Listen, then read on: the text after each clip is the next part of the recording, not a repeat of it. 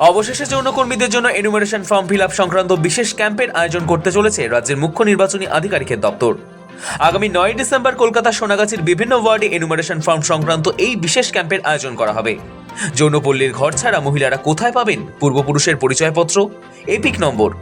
গুরুতর এই সমস্যার কথা জানিয়ে নির্বাচন কমিশনকে চিঠি দিয়েছিল যৌনকর্মী ও তাদের সন্তানদের নিয়ে কাজ করা স্বেচ্ছাসেবী 3 সংগঠন। এবার তাতে সাড়া দিল কমিশন। যৌনকর্মীদের পক্ষ থেকে মূলত 3টি সমস্যার কথা তুলে ধরেছিল স্বেচ্ছাসেবী সংগঠনগুলি। 1. গ্রামাঞ্চল বা ভিন রাজ্য থেকে যৌনকর্মীরা আসেন যৌনপল্লীতে। সামাজিক নানান কারণে তাদের অধিকাংশের সঙ্গেই পরিবারের যোগাযোগ থাকে না, ফলে 2002 সালের নথি তাদের পক্ষে জোগাড় করা এক প্রকার অসম্ভব। 2.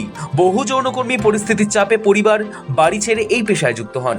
অধিকাংশই কোনো রকম নথি বা পরিচয়পত্র ছাড়াই বাড়ি ছাড়েন। 3. এমন অনেক যৌনকর্মী রয়েছেন যারা পরিবারের কাছে তাদের পেশা গোপন রেখেছেন সামাজিক বেড়াজালের কারণে। এই অংশের পক্ষেও পরিবারের নথি জোগাড় করা সম্ভব নয়। ফলে কমিশনের কাছে যৌনকর্মীদের জন্য বিকল্প নথি বা পরিচয়পত্রকে নির্ধারিত করার আর্জি জানিয়েছিল সংগঠনগুলি। পাশাপাশি এনুমারেশন ফর্ম পূরণের জন্য বিশেষ শিবির আয়োজন করারও দাবি জানানো হয়েছিল।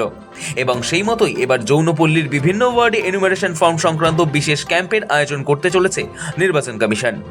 জানা গিয়েছে 166 শ্যামপুকুর বিধানসভা কেন্দ্রের অন্তর্গত সোনাগাছি 3টি ক্যাম্প করে যৌনকর্মীদের সমস্যার কথা শুনবেন কমিশনের আধিকারিকরা এবং সহায়তা করবেন। সৌভিক চ্যানেলের রিপোর্ট, সময় কলকাতা।